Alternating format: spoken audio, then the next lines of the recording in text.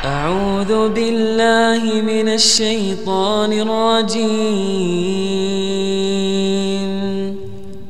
بسم الله الرحمن الرحيم. Tapi ini Safwan bin Sulaim, agar dia bisa bangun malam, dia bangunnya di loteng. Jadi kalau kita di kamar kita, menyebabkan kita tidur, keluar dari kamar kita. Kalau masih ngantuk, ke halaman rumah kita.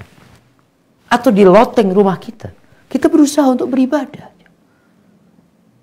Ya mau gak mau kita harus tahu diri, kita makhluk yang lemah. Lingkungan itu mempengaruhi kita. Makanya kalau orang sholat di sebelah tempat tidurnya, kadang-kadang ngantuk langsung ke tempat tidurnya, tidur lagi dia.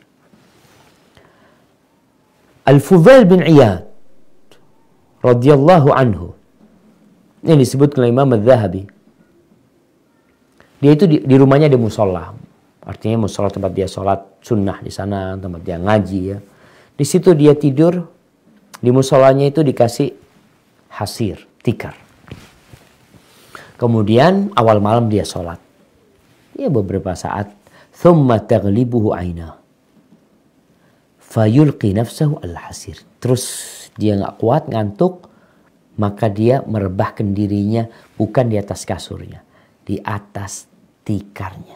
Fayanamu qalilan. Lalu dia tidur dikit. Sebentar dia tidur. Orang tidur di tikar yang gak seperti tidur di atas ranjang yang empuk. Thumma yaqum. Kemudian dia bangun. Fa'idha ghalabahu numnam. Kalau dia memang ngantuk sekali, dia tidur lagi. Thumma yaqumu hatta yusbih. Kemudian dia bangun sampai subuh. Wa kana da'buhu idza na'is ayyanam. Kalau dia ngantuk memang dia usahakan tidur. Tapi tempat tidurnya memang tadi tikar. Yang orang tidak terlalu nyenyak tidur di tikar itu. Wa yuqal asyaddul ibadah ma kana. Ibadah yang paling dahsyat itu yang seperti ini. Jadi kita perlu menciptakan kondisi yang membuat kita bisa bangun malam. Dan itu dicontohkan oleh para salafus saleh, jamaah.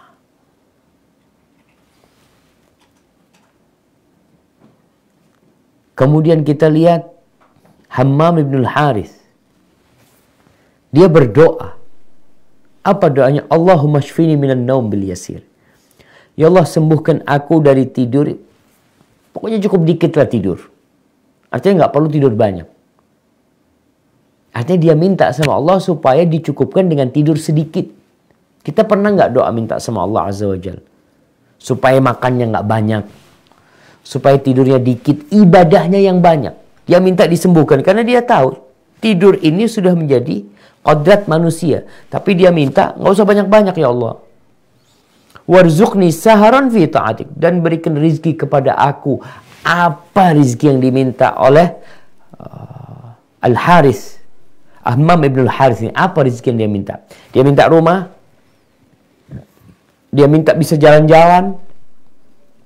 Dia minta bisa begadang.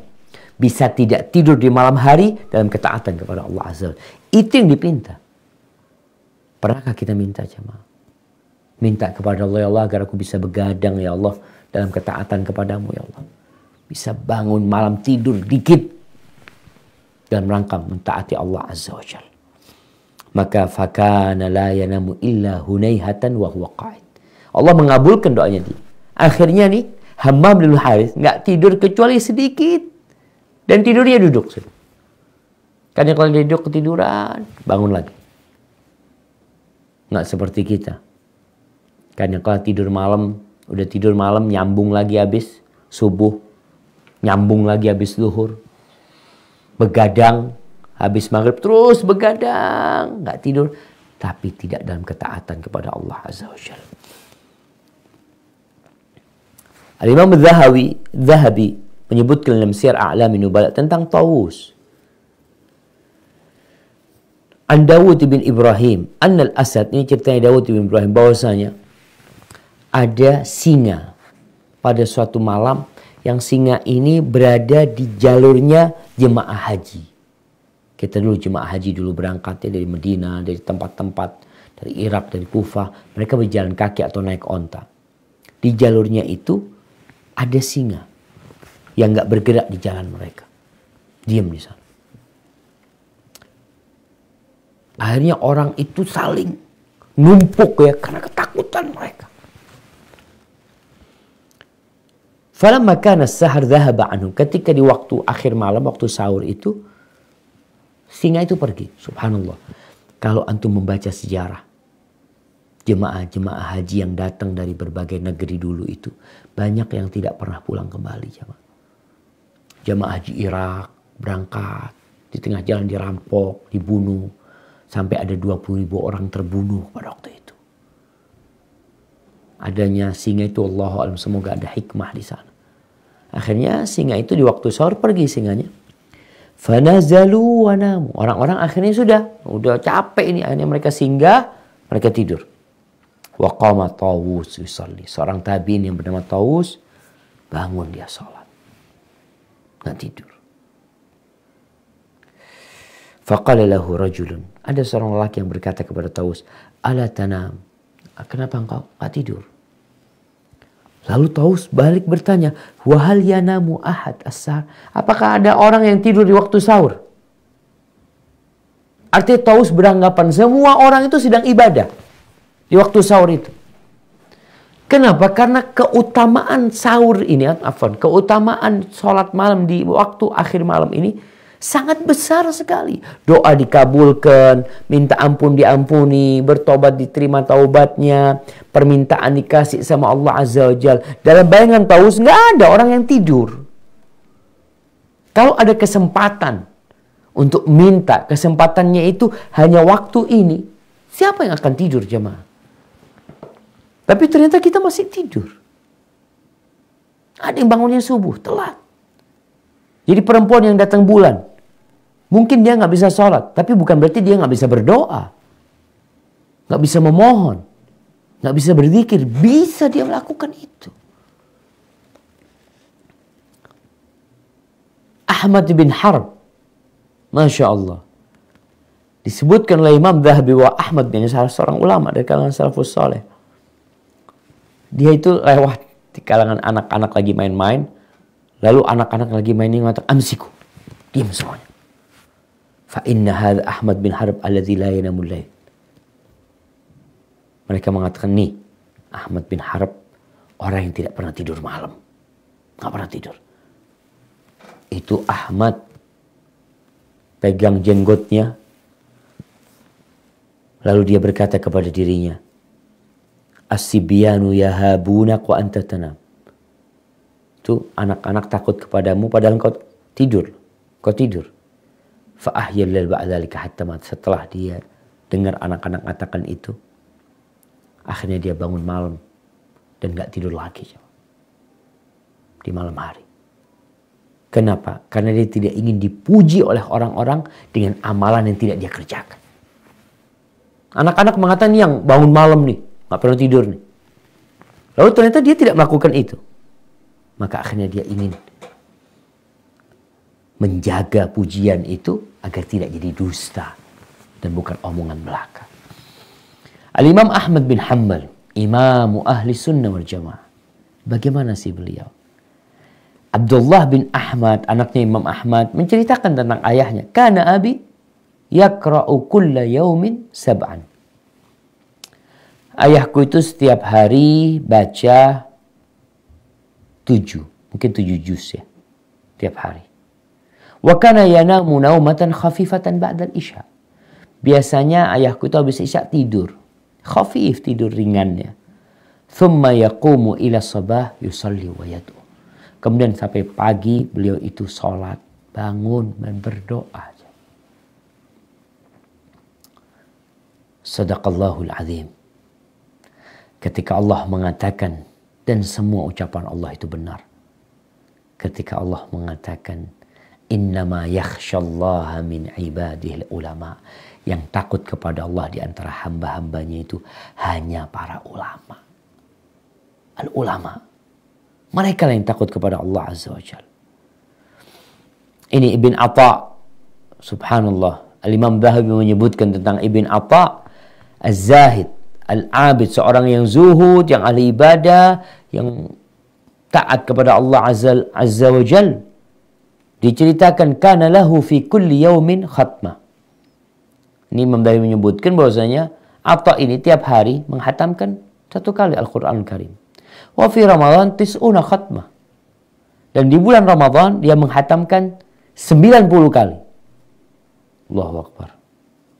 Wa baqiya fi khatmatin mufradatin bid'a asyrata sana yatafaham wa yatadabbar. Tapi dia punya waktu tertentu sepanjang 17 tahun membaca Al-Quranul Karim untuk mentadabburinya.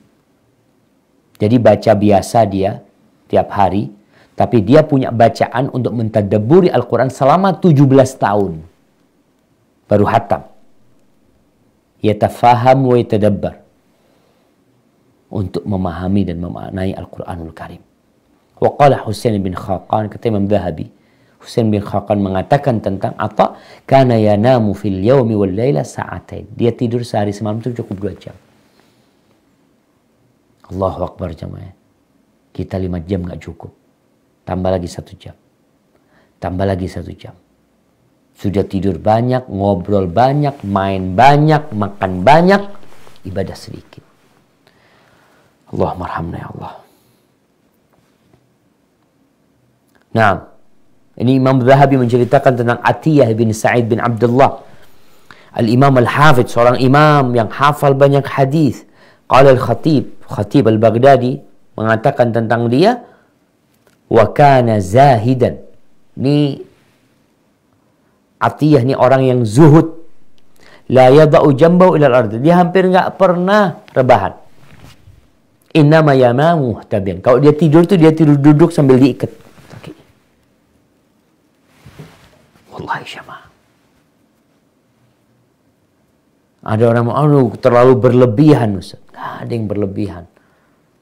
Kalau dia mampu melakukan itu dan tidak melampaui batasan-batasan agama. Yang penting tidak melantarkan hak orang lain. Tuh, mungkin sekarang orang bertanya, gimana supaya kita paling nggak bisa lah bangun malam, bisa menangis sepertiga malam akhir ya. Ya, kalau menangis karena musibah udah sering lah. Tapi menangis karena takut sama Allah. Karena berharap sama Allah Azza wa Jalla. Pernah nggak kita? Kadang-kala menangis berdoa minta kepada Allah urusan dunia juga. Nangisnya itu urusan dunia.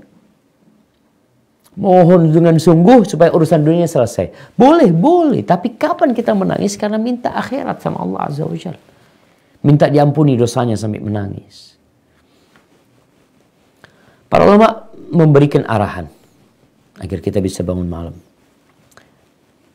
Kalau engkau ngantuk, malas, jangan disambut itu kantuk dan malas, kemudian engkau tidur. Atau pokoknya sudah ngantuk, pokoknya tidur. Jangan. Terus apa yang harus kita lakukan? Kan ngantuk tidur. Nah, masih ada usaha lain untuk mengusir kantuk itu. Dengan cara pindah dari tempat itu. Merekondisi diri kita. Kerjakan amalan lain yang bukan berhubungan dengan amalan tadi yang bikin kita ngantuk. Kalau kita berdoa ngantuk, kalau kita baca Quran ngantuk, berarti kita kerjakan amalan lain lah. Apa berdiri, terus bersih-bersih. Kalau mungkin ada buku, kita buka buku. Mungkin tadi kita bisa keluar rumah.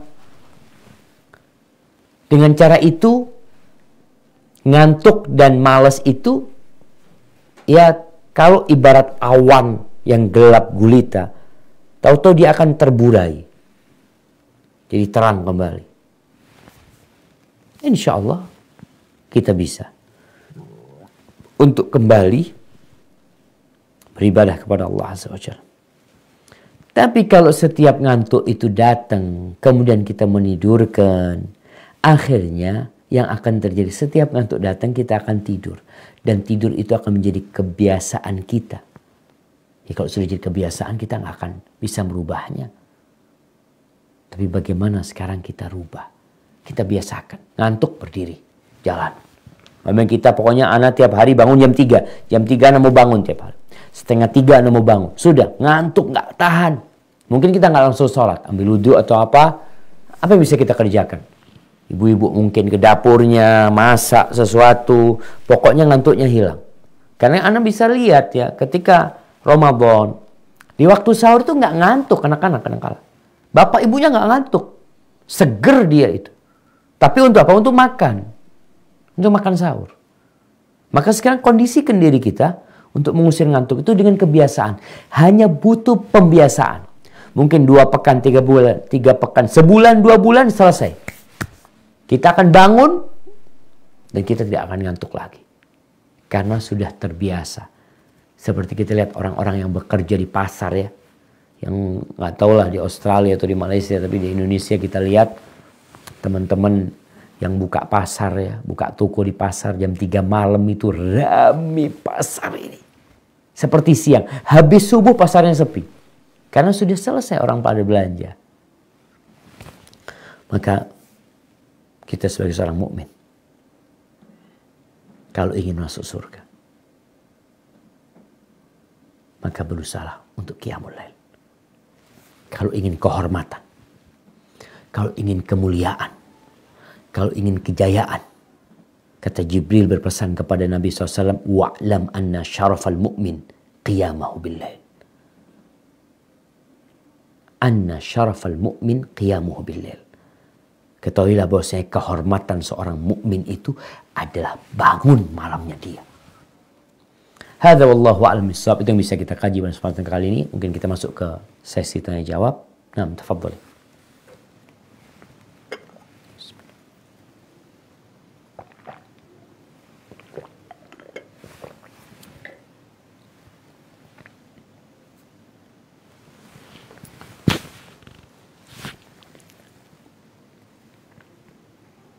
Oke. Ada Ustadz dari Brisbane. Tafadhol.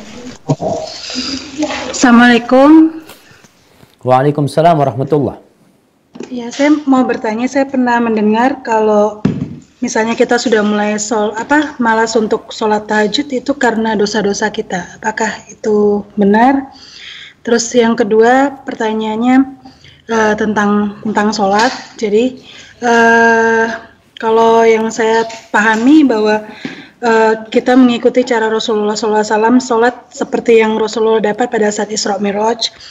Kemudian pertanyaannya, apakah nabi-nabi sebelumnya melakukan tata cara sholat yang bagaimana? Yang sama atau memang berbeda, dan esensinya bagaimana juga? Ya, makasih. Assalamualaikum. Waalaikumsalam warahmatullahi wabarakatuh. Nah, barakallahu fikum. Ada 2 pertanyaan di sini yang berkaitan dengan sholat ya. Kalau ada yang mengatakan bahwasanya yang menyebabkan orang sulit bangun malam itu adalah dosa. Nah, betul. Jadi sejatinya dosa ini bukan hanya menghalangi orang dari qiyamul lail, tapi dosa itu menghalangi kita dari ketaatan. Apa saja. Mau sholat malam, mau sholat duha, mau sholat qobliyah, ba'diyah. Kita jadi sulit beramal soleh. Apalagi berkaitan dengan qiyamul lail. Makanya sampai sebagian salaf mengatakan, hurimtu qiyamul lail arba'ata ashhur. Ada yang aku itu nggak bisa sholat malam 4 bulan gara-gara dosa yang aku lakukan. Karena dosa itu melahirkan dosa. Dosa itu melahirkan kemalasan untuk beribadah. Sebagaimana ketaatan melahirkan ketaatan. Jadi kalau ada orang yang nggak bisa sholat malam, di antara penyebabnya bisa jadi memang dosa yang dia kerjakan. Dia punya dosa, maka dia harus beristighfar, bertobat, mohon ampun sama Allah Azza wa Jalla, sehingga Allah memudahkan bagi dia untuk qiyamul lail. Sampai ada yang mengatakan, kalau engkau mau lihat kedudukanmu di sisi Allah Azza wa Jalla, lihat engkau itu ditaruh di mana sama Allah Azza wa Jalla. Kalau ditaruh di tempat ketaatan, insya Allah engkau orang yang dimuliakan sama Allah Azza wa Jalla. Tapi kalau susah berbuat ketaatan, seperti orang-orang munafikin, ada susah untuk sholat isya berjamaah di masjid, sholat isya, sholat subuh berjamaah di masjid, berat buat dia. Kalaupun sholat, malas-malasan mereka sholatnya. Maka apa yang dikatakan benar, bahwasanya dosa itu melahirkan dosa. Sebagaimana ketaatan melahirkan ketaatan. Orang yang taat sholat, insya Allah akan terhindar dari kemaksiatan, dari perbuatan keji dan mungkar. Tapi orang yang meninggalkan sholat, maka dia akan dekat dengan perbuatan keji dan mungkar. Barakallahu fikum. Adapun berkaitan dengan bagaimana sholatnya para nabi sebelum Nabi Muhammad SAW. Wallahu a'lam bishawab. Yang jelas, Allah menyebutkan secara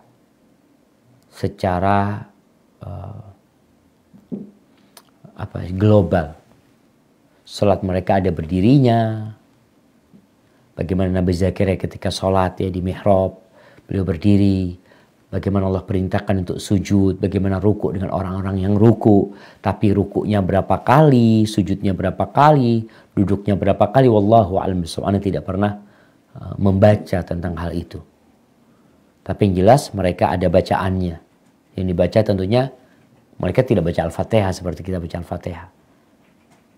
Karena Al-Fatihah ini salah satu, subhanallah, kekhususan yang Allah berikan kepada umat Islam. Ya, itu kemuliaan Al-Fatihah ya. Kemudian berkaitan dengan sholat dalam agama kita pun kita lihat sholat juga macam-macam. Seperti ada sholat gerhana matahari yang sholatnya berbeda dengan sholat biasa yang biasa kita lakukan. Jadi wallahu a'lam bishawab, anak-anak nggak tahu secara detail. Yang jelas sholatnya mereka itu ada berdiri, ada menghadap kiblat, ada bersuci. Mereka bersuci juga. Kemudian mereka ada ruku, ada sujudnya. Itu yang dijelaskan secara global ya. Yang Allah sebutkan tentang ibadah nabi-nabi sebelumnya. Seperti Nabi SAW ketika Isra Mi'raj beliau melihat Nabi Musa alaihissalam sedang sholat di kuburannya. Dan Nabi alaihissalam ketika sholat turun dari Sidratul Muntaha ke Masjidil Aqsa, kemudian beliau jadi imam di sana, itu semua para nabi sholat dengan sholatnya Nabi Muhammad SAW. Hadza wallahu a'lam bishawab. Nah.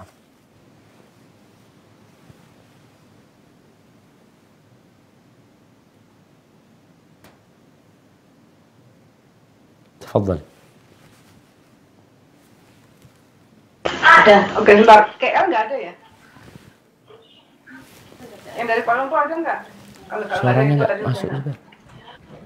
Assalamualaikum warahmatullahi wabarakatuh. Ada. Iya, silakan. Dari Kuala Lumpur ya? Tunggu sebentar. Assalamualaikum Ustaz. Sebentar, ini nggak terdengar. Bentar, kayaknya baterainya habis nih. Lagi di. Hah? Assalamualaikum. Kedengeran ya? Ya, masuk udah. Ya, fadhal. Silakan. Ya, Assalamualaikum Ustaz. Waalaikumsalam warahmatullahi wabarakatuh. Maaf, ini mau bertanya tentang sholat tahajud. Ini seandainya ibu-ibu kan suka pas bangunnya mungkin mepet waktunya, jadi sedikit waktunya. Apakah boleh kita sholat tahajud 2 rakaat tahajud dengan 1 witir? Apakah boleh seperti itu, Ustaz? Nah, kenapa ibu-ibu kok mepet bangunnya? Mungkin ada urusan ke dapur dulu, Ustaz. Masya Allah, Masya Allah. Jadi ya mas, sebenarnya mepet itu karena kita bangunnya memang telat. Seharusnya kita ada waktu yang lebih panjang lah. Gak ada masalah ketika dia tahajudnya itu adalah witir. Memilih 2 plus 1. Atau dia sholatnya langsung 3 rakaat. Atau dia sholatnya 5 rakaat. Atau sholatnya 7 rakaat ya. Gak ada masalah dia sholat seperti itu. Artinya memang tahajud lebih identik untuk sholat malam yang dikerjakan setelah tidur. Modelnya bagaimana? Bisa jadi witir. 1 rakaat pun jadi. Atau dia 2 plus 1. Atau 3 langsung. Atau 5 langsung. Dan itu akan jadi sholat malam dia sebenarnya. Seperti itu. Dan Rasul SAW mengatakan, ij'alu akhir sholatikum al-witir. Jadi kan sholat akhir kalian adalah sholat witir gitu. Kalau dia 2 plus 1 atau 3 langsung pun itu diperbolehkan. Dan itu menjadi sholat malam dia atau sholat tahajud dia. Namun memang usahakan. Ada waktu, ada space waktu untuk istighfar. Ada space waktu untuk berdoa sama Allah Azza wa Jal. Ketika bangunnya memang terlalu mepet. Akhirnya kita hanya bisa sholat. Mungkin sholatnya pun bacaannya cepat. Dan kita juga mau berdoa pun waktunya sudah tahu-tahu adzan subuh. Maka nasihat ana agar mengkhususkan waktu lah. Kalau memang kita tahu kita masih ada kerjaan di dapur, ini itu, maka berusahalah untuk lebih awal bangunnya. Dan kita ini bisa ngatur diri kita sendiri. Tapi kadangkala kita diatur oleh nafsu kita. Barakallahu fikum. Ya, silakan. Assalamualaikum. Waalaikumsalam warahmatullahi wabarakatuh. Pertanyaan, jedah waktu untuk sholat Isra ya, suruk Ustaz. Itu dari yang tepat itu berapa menit setelah subuh sampai kapan? Jazakallah. Satu lagi Ustaz soalannya. Iya. Kalau setelah maghrib kita berasa ngantuk, lalu kita tidur, kemudian tidurnya sehingga setelah 2/3 malam, dalam waktu 1/3 malam itu yang akhir mendirikan sholat isya dan kita terus melakukan tahajud. Apakah sholat isya itu diterima dan dibolehkan untuk tahajud seterusnya? Nah, Masya Allah, anaknya siapa pada nangis itu? Barakallahu fiik. Nah, berkaitan dengan dua pertanyaan. Yang pertama tentang sholat waktu isyraq ya. Berkaitan dengan waktu isyraq. Pertama ada yang namanya terbitnya matahari, syuruk. Waktu terbit matahari itu kita nggak boleh sholat. Kalau dikatakan waktunya berapa menit setelah subuh. Ini sekarang alhamdulillah ada orang-orang yang sudah menghisap atau menghitung hal itu. Kadang-kala waktunya 1,5 jam, 1 jam 20 menit. Jadi nggak bisa disamakan dari satu negeri ke negeri lainnya. Jaraknya itu nggak bisa disamakan. Antara waktu subuh dengan waktu syuruk sama. Tapi dengan kalender waktu sholat itu mungkin sudah bisa dilihat di sana. Namun yang jelas kita bisa melihat dengan lihatnya matahari terbit. Matahari terbit sudah selesai. Tapi nggak boleh sholat. Karena waktu matahari terbit itu waktu larangan sholat. Kapan diperbolehkan sholat? Ketika matahari sudah naik setinggi tombak. Atau setinggi tombak itu baru kita boleh sholat. Artinya sudah lepas dari, kalau kita lihat seakan-akan kan dia nempel sama bumi ini. Ketika dia lepas di ufuk timur situ, setinggi tombak itu atau tombak tadi, kita boleh sholat. Maka para ulama mengatakan berapa menit dari waktu terbit matahari diperbolehkan sholat. Mereka mengatakan 10-15 menit. 10-15 menit. 15 menit akan lebih aman. Karena proses matahari terbit itu awalnya kan, kalau kita katakan ini umpamanya, awalnya yang keluar mentari itu kan ujungnya dikit ya. Ini matahari terbit, nggak boleh kita sholat. Kemudian ketika dia lewat, nah ketika itu boleh sholat. Itu awal waktu sholat duha yang sering dikenal dengan sholat syuruk buat orang yang duduk di masjid berzikir sampai matahari terbit. Yang kedua berkaitan dengan, kalau itu tadi sholat syuruk, berkaitan dengan orang yang tidur habis maghrib. Kemudian dia baru bangun di 2/3 malam ya. Atau 1/3 malam akhir. Bagaimana dengan sholat isya dia? Yang pertama ketahuilah ada larangan tidur sebelum sholat isya. Karena ditakutkan kelewatan isyanya. Karena waktu pilihan sholat isya itu adalah sampai tengah malam. Waktu pilihan. Setelah tengah malam itu waktu darurat. Ya sudah, kalau memang ketiduran, kemudian bangunnya 1/3 malam akhir, sholat isya. Dia lakukan sholat isya itu di waktu darurat tersebut. Tapi waktu pilihannya adalah sampai tengah malam. Namun yang dilakukan tetap terlarang. Tidur sebelum isya itu dilarang. Karena takut kejadian seperti yang disebutkan tadi. Apakah setelah dia sholat isya di 2/3 malam itu atau 1/3 malam akhir itu boleh dia sholat tahajud? Boleh dia sholat tahajud. Silahkan dia sholat tahajud. Karena memang itu sudah waktunya sholat malam. Dan dia usahakan kita itu, ada orang yang sebelum subuh tidur. Seperti Nabi SAW, kadang beliau istirahat sebelum subuh. Tapi beliau bisa bangun. Ada orang yang kalau tidur sebelum subuh, akhirnya bangunnya telat subuhnya. Kita melihat ada orang-orang yang Masya Allah sholat malam, tapi sholat subuhnya di luar waktu. Maka itu tidak baik. Maka nasihat ana, jangan tidur sebelum isya. Kalaupun akhirnya tertidur ya. Dulu ana waktu masih kecil ya dikasih nasihat sama orang tua, sudah tidur dulu habis maghrib, nanti sholat isyaknya tengah malam atau sepertiga malam akhir. Akhirnya bangunnya subuh, kita nggak sholat isya di waktunya. Hadza wallahu a'lam bissawab.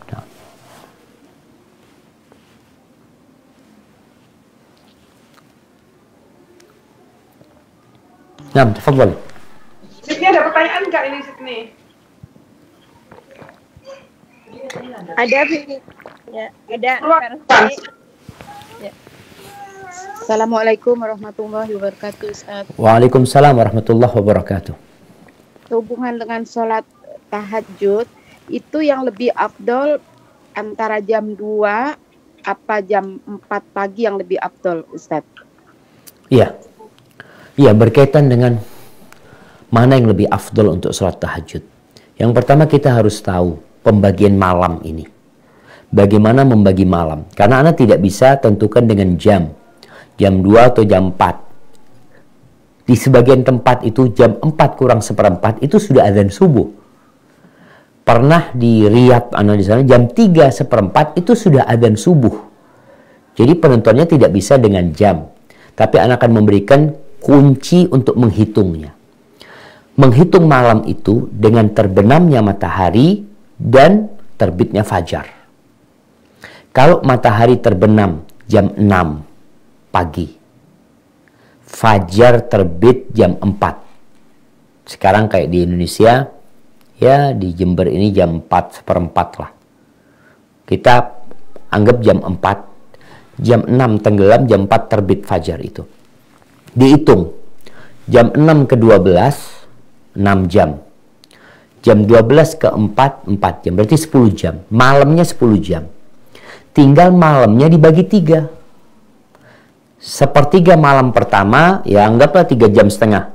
Berarti sepertiga malam pertama itu jam 6 tambah 3 jam setengah. Atau ya tambah 3 jam 20 menit. Tambah 3 jam 20 menit berarti jam 9 20 menit. Tapi 2/3-nya jam 9 20 menit tambah 3 jam 20 menit lagi. Berarti jam berapa? Jam 12 40 menit. Setelah jam 4 ya betul. Jam 12 40 menit. Dari jam 12 40 menit ini ke waktu subuh itu sepertiga malam akhir. Jadi hitungannya jam 1 kurang 20 menit sampai jam 4 itu sepertiga malam akhir. Jadi penghitungannya seperti itu. Tinggal dilihat kapan matahari tenggelam, kapan fajar terbit, sehingga kita bisa menghitung sepertiga malam akhir. Jadi kalau dikatakan mana yang lebih mulia sekarang, kalau tadi jam 1 kurang 20 atau jam 2-nya atau jam 3-nya sama. Hitungannya itu sepertiga malam akhir. Hanya saja di waktu sahur itu yang dianjurkan untuk istighfar. Jadi kita sholat jam 1 ya, atau jam 2 kita sholat. Nanti setengah 4, ya sudah. Ini waktunya orang sahur biasanya kan lebih dekat ke waktu subuh. Gunakan waktu itu untuk beristighfar. Karena Allah Azza wa Jalla menyebutkan tentang penghuni surga itu. Wabil ashari hum yastaghfirun. Dan di waktu sahur yang mereka lakukan adalah mohon ampun kepada Allah Azza wa Jalla. Barakallahu fikum. Nah.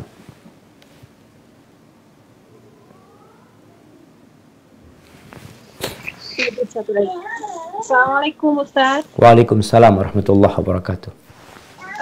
Mau tanya Ustaz, ada riwayat dulu sahabat Umar bin Khattab kalau kelewat Qiyamul Lail, sholat tahajud, Umar bin Khattab ganti dengan duha. Apa itu pahalanya sama Ustaz?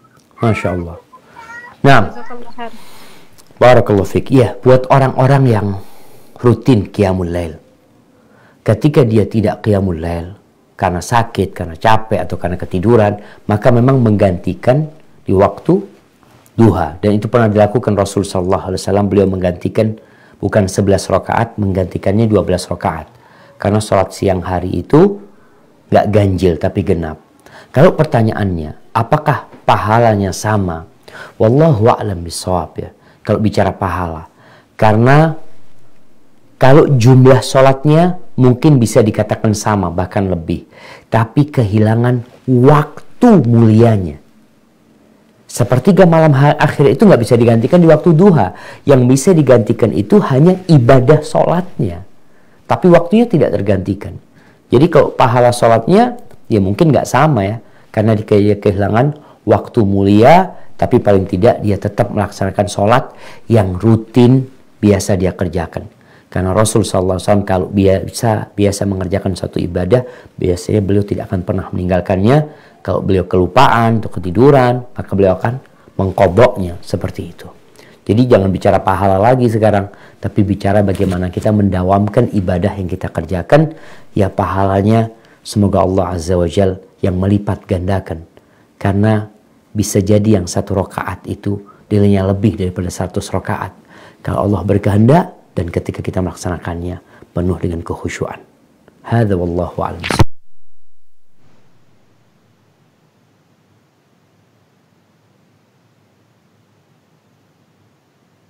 Adilet, katanya mau bertanya nih, Adilet mana? Kalau enggak langsung ke Brisbane nih. Nah, tafadhal. Assalamualaikum Ustaz. Waalaikumsalam warahmatullahi wabarakatuh. Ya, sehubungan di waktu salat tahajud itu, atau di salat kita yang lain, atau di salat fardu, boleh nggak kita baca doa yang kita baca setiap waktu malam Lailatul Qadar itu, Ustaz? Allahumma inni afuwun tuhibbul Innaka afuwun. Innaka afuwun. Allahumma inni innaka afuwun tuhibbu afwa fa'fu anni ya. Nah. Itu bisa dibaca setiap saat apa khusus untuk malam Lailatul Qadar saja, Ustaz? Barakallahu fiik. Ya, yang kedua, pertanyaannya itu karena di sini kebetulan lagi musim dingin ya, Ustaz. Terus kalau kita niatkan memakai khauf di waktu berwudu, boleh nggak, Ustaz? Iya. Jazakallah khair. Assalamualaikum warahmatullahi wabarakatuh. Waalaikumsalam warahmatullahi wabarakatuh. Masya Allah, pertanyaan yang menarik. Jemaah berkaitan dengan doa ya. Apakah doa yang biasa kita baca pada malam Lailatul Qadar ya? Allahumma innaka afuwun tuhibbul afwa fa'fu anni. Bisa kita baca di selain itu? Nah, artinya kita baca setiap saat doa itu nggak apa-apa. Karena itu permohonan kepada Allah Azza wa Jal. Hanya saja Aisyah radhiyallahu ta'ala anha dikasih tahu, kalau engkau tahu Lailatul Qadar ini malam yang mulia, maka mintalah ampun sama Allah Azza wa Jalla. Jadi di antara doa untuk minta ampun sama Allah, ya kita baca Allahumma gfirli, Allahumma afu anni. Kita mengatakan Allahumma innaka afuun tuhibbul afwa fa'fu anni. Kita baca di waktu duha, kita baca di waktu-waktu mustajab, nggak apa-apa. Sebagai sebuah doa dan permohonan kepada Allah Azza wa Jalla. Bebas jadi. Kita mau baca doa Allahumma afini fi badani, Allahumma afini fi sam'i. Yang sejatinya doa ini dibaca zikir pagi dan petang. Tapi kita sepertiga malam akhir mau berdoa dengan doa itu, silahkan. Sebagai sebuah doa dan permohonan, bukan sebagai sebuah zikir rutin tapi itu sebagai doa dan permohonan. Adapun berkaitan dengan musim dingin ya, Masya Allah, di Australia sekarang musim dingin. Boleh kita niatkan pakai khuf? Boleh. Dan itu kemudahan Islam. Kita perlu sampaikan kepada orang-orang bahwasanya Islam ini agama yang mudah. Tapi sesuai dengan aturannya. Yang pertama, kita memakainya dalam kondisi berwudu. Kemudian, kalau kita sedang mukim, kita boleh pakai itu sehari semalam. Artinya kalau kita waktu zuhur kita berwudu, kemudian kita pakai khuf. Lalu kita pakai khuf, kemudian di asar kita wudu, udah batal wudu kita. Kita baru mengusap di waktu asar. Pertanyaannya, kapan harus dibuka khufnya?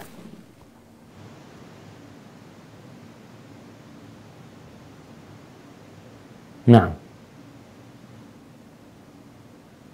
Ya, Oke. Iya, bismillah. Barakallahu fiik. Ya Ustadz, saya mau bertanya mengenai perbedaan hati, jantung, dan kolbu. Nah, Jadi kan biasanya kan dibilang ada segumpal darah itu kan disebutkan hati. Nah, kalau seandainya kita itu sakit hati, itu sebenarnya hati kita yang sakit atau jantung kita? Kayak umpamanya kita patah hati, apakah itu hati atau jantung atau kolbu? Mohon bimbingannya. Jazakumullah khairan. barakallahu fikum. Taib. Tadi pertanyaan belum dijawab ya. Jadi Yang Pak Ustaz, tadi itu 24 jam kan Ustaz ya? nah, 24 jam. Iya, Brisbane salah pahami. Siap, sampai asar selanjutnya. Berarti sampai asar, waktu asar besoknya. Baik, sehingga tahu bahwasanya kapan kita membuka khuf kita. Artinya kita harus cuci kaki kita lagi. Ketika sudah lewat 24 jam, berarti kita harus buka khuf itu, kita cuci kaki kita lagi, wudhu dengan mencuci kaki, kemudian pakai khuf lagi, seperti itu pula. Baik, berkaitan dengan pertanyaan sambungan ya, tentang apa perbedaan antara jantung, hati, dan al-qalbu. Pertama, kalau bicara al-qalbu ini bahasa Arab. Rasul SAW mengatakan, ala inna fil jasadi mudghah. Sesungguhnya di tubuh manusia itu ada sebuah organ, segumpal daging yang bisa dikunyah ya. Kalau benar, semua akan benar. Kalau rusak, semua akan rusak. Apa itu al-qalbu?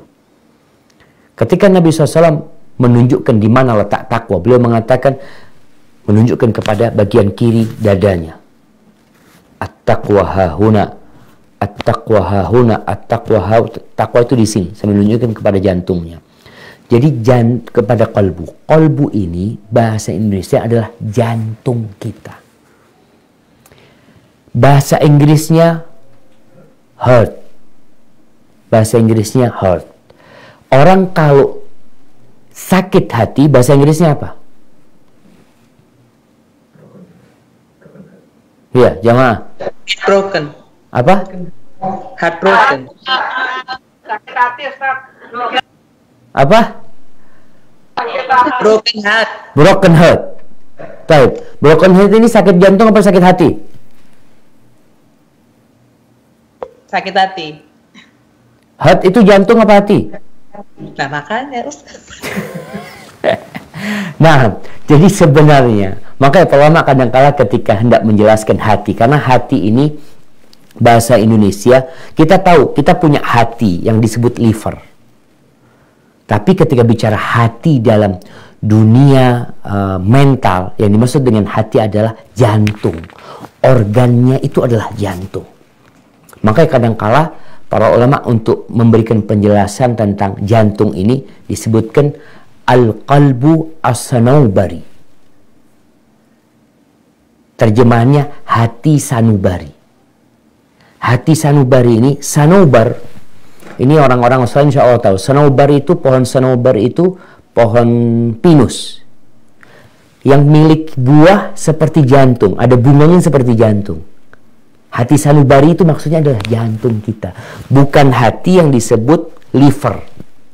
Maka kalau dibicara orang yang kalau hatinya sehat, semuanya sehat, maksudnya jantung. Secara raga itu adalah jantung, kemudian secara mental itu, yaitu hati adalah jantung, bukan hati liver ya. Jadi seperti itu. Jadi al-qalbu, atau bahasanya ada al-fuad lagi disebut, kemudian bahasa Indonesianya jantung, kemudian hati. Hati dalam urusan mental yang dimaksud adalah jantung dalam raga kita sebenarnya. Jadi bukan liver. Hadza wallahu a'lam. Nah. Canberra ada nggak? Kalau nggak ada langsung ke KL ya, buruan.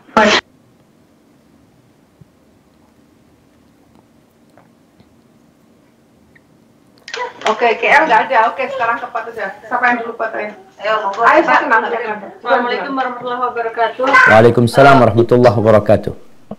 Ustadz, saya mau tanya berkaitan dengan sholat witir. Jika sholat witir itu dikerjakan di setelah Isya ya, bukan di waktunya Qiyamul Lail, apakah itu boleh?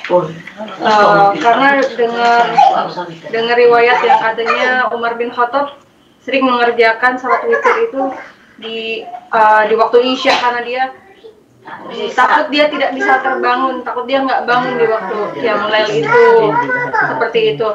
Terus kalau untuk sholat qobliyah dan ba'diyah, apakah ada batasan waktu untuk sholat qobliyah ya, terutama misalnya kita harus benar-benar habis azan langsung sholat, atau misalnya kita sholatnya udah 1 jam setelah azan atau lewat, masih boleh nggak ngerjain qobliyah itu?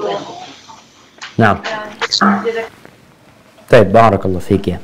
Berkaitan dengan riwayat sholat witir sebelum tidur, itu riwayat Abu Hurairah radhiyallahu taala anhu, bahwa Nabi SAW memberikan wasiat kepada Abu Hurairah untuk sholat witir sebelum tidur.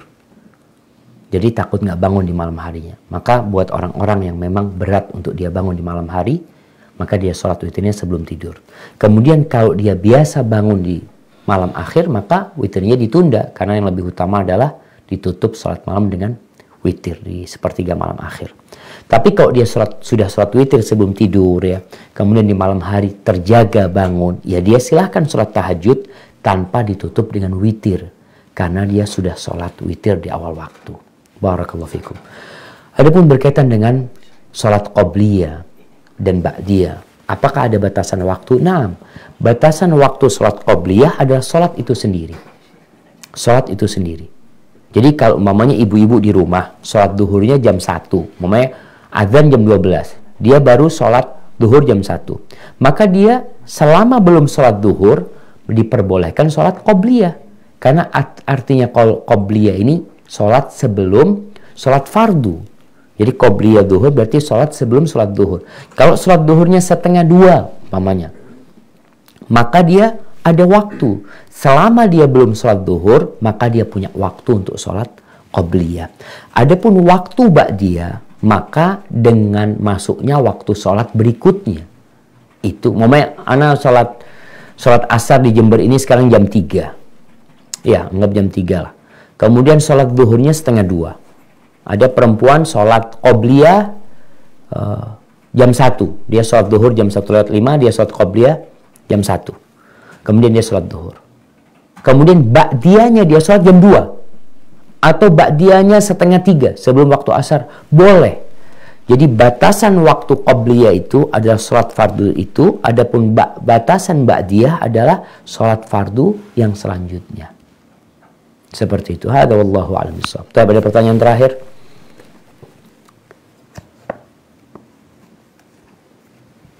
Sitmi, ada pertanyaan nggak? Satu lagi. Ini ada Yuli. Assalamualaikum Ustaz. Waalaikumsalam warahmatullahi wabarakatuh.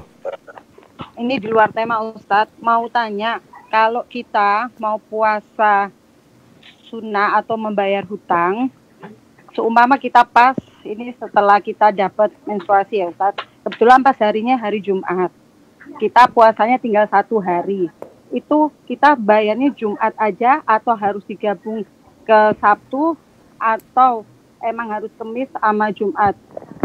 Dan itu apakah ada dalilnya Ustaz? Nah, iya. Jadi berkaitan dengan puasa Jumat, dilarang kita memang mengkhususkan Jumat untuk puasa sunnah. Mengkhususkan hari Jumat untuk puasa sunnah. Hadis yang ketika ada sahabat wanita ditanya puasa, lalu Nabi SAW bertanya, apa kau niatmu puasa besok? Enggak, kata dia. Apakah sebelumnya engkau puasa? Kata dia, enggak. Ya udah, nggak usah puasa. Artinya kita tidak boleh mengkhususkan hari Jumat untuk puasa. Tapi kalau kita puasa di hari Jumat, puasa qadha, dan memang nggak ada niatan untuk puasa sunnah, itu jadi puasa qadha, puasa wajib buat kita. Bukan karena harinya hari Jumat kita puasa, tapi karena hanya bertepatan dengan hari Jumat, maka nggak ada masalah.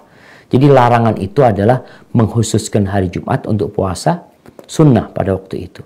Adapun ketika puasa qadha di hari Jumat, yang memang kita sekali lagi bukan mengkhususkan hari Jumat, karena kemuliaan hari Jumat ya, ini ada kemuliaan tersendiri, maka kita nggak ada masalah ketika itu mengqadhanya pada hari Jumat. Jadi larangan Nabi SAW lebih kepada puasa sunnah, dan para ulama juga mengatakan larangan itu sifatnya larangan makruh ya, nggak sampai tingkatan haram, tapi kita tetap berusaha untuk tidak melakukan yang makruh. Hadza wallahu a'lam bishawab. Itu yang bisa kita kaji pada kesempatan kali ini. Sampai berjumpa kembali. Semoga senantiasa dalam lindungan ilahi.